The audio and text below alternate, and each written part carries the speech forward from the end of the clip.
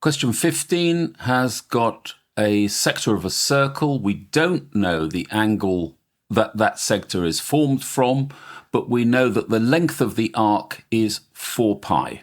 We need to work out the value of x.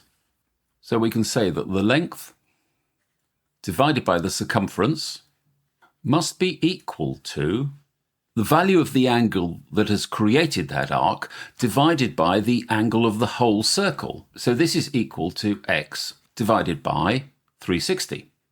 And putting values to the length of the arc, we're told that the length of the arc is 4 pi, and we know that circumference is 2 pi r. So it's 2 pi multiplied by 18, the radius being 18 centimetres there. So we've just got to work this out. The good news is there's a lot of cancelling to be done. A 2 will go into the 4, leaving 2. The pi's themselves will cancel. The 2 goes into 18 9 times. So the right-hand side of this equal sign actually equals 1 over 9. Everything else is cancelled away. So rewriting what remains, x divided by 360 is equal to 1 over 9.